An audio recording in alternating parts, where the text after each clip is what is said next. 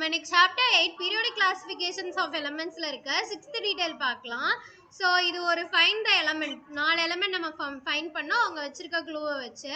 The electronic configuration of metal A is 28181 and அந்த metal A is exposed to air. Air இங்க என்ன சொல்றாங்கன்னா carbon di oxide plus oxygen அதோட react ஆகும். அதே நேரத்தில் மாய்ஸ்சர்னா ஒன்றும் இல்லை, ஈரப்பதம், தண்ணி இருக்கிறதா வந்து மாய்ஸ்சரும்பாங்க, H2O அண்ட் ஃபார்ம்ஸ் எனக்கு B இதோட ரியாக்ட் ஆகி அண்ட் க்ரீன் லேயர் காம்பவுண்டுன்னு சொல்லிட்டாங்க.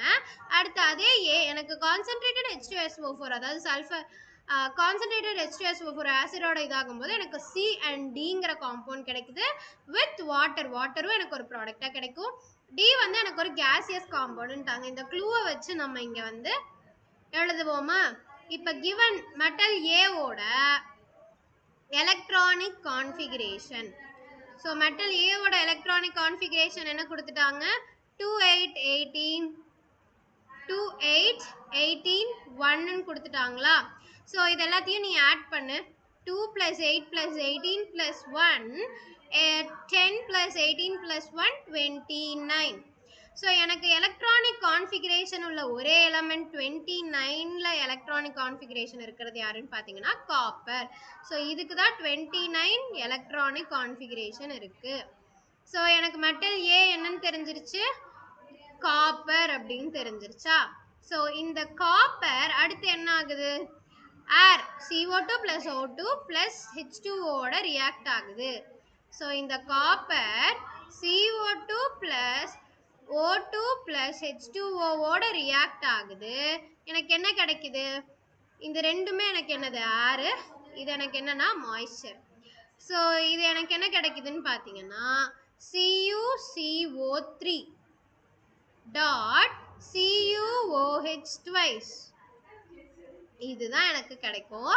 இது பேர் என்னன்னு பார்த்தீங்கன்னா பேசிக் காப்பர் கார்பனேட். இதுதான் வந்து எனக்கு கிடைக்கும். இப்போ வந்து நம்ம பேலன்ஸ் ஈக்குவேஷன் பண்ணிடலாமா? எனக்கு இங்கே 2 CU இருக்கு, பட் இங்கே ஒரு CU தான் இருக்கு. அப்போ இங்கே 2 போட்டுறேன்.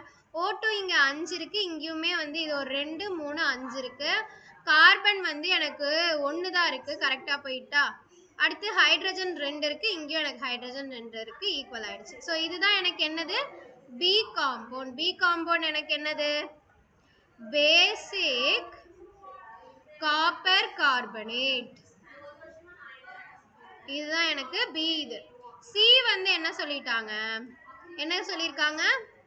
சி வந்து கான்சென்ட்ரேட்டட் H2SO4 ஓட ரியாக்ட். சி அந்த எலமெண்ட் கிடைக்கிறதுக்கு எனக்கு ஏ காப்பர் H2SO4 ஓட என்ன ஆகுது? ரியாக்ட் ஆகுது.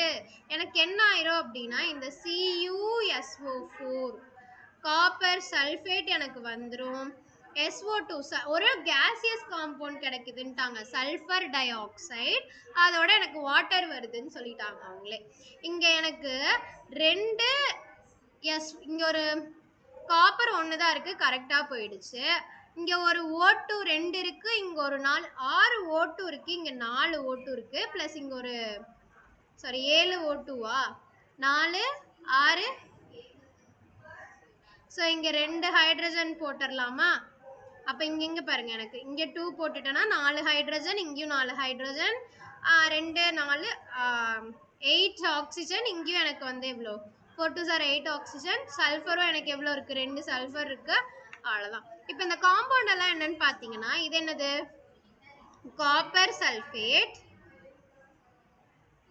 இது வந்து சல்ஃபர் டை ஆக்சைடு. இது எனக்கு என்னது? கேஸ். ஸோ அது வாட்டர். ஸோ இதுதான் எனக்கு என்னது?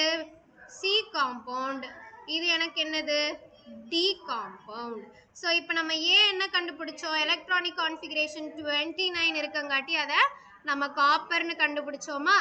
அந்த காப்பர் எனக்கு எதோட ரியாக்ட் ஆகுது? CO2 ஆக்சிஜன் அண்ட் வாட்டரோட ரியாக்ட் ஆகும்போது எனக்கு பேசிக் காப்பர் கார்பனேட் எனக்கு வந்துருச்சா?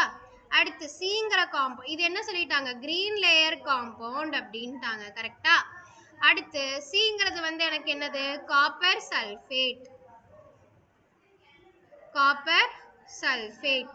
அடுத்து எனக்கு டி ஒரு கேசியஸ் காம்பவுண்டுன்ட்டாங்க.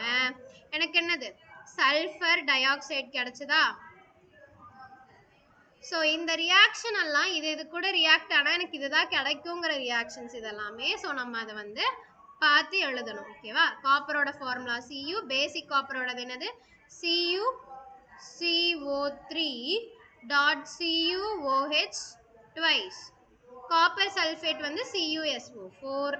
அடுத்து sulphur dioxide SO2 gas. So அவ்வளோதான். Hope you understand. தேங்க்யூ.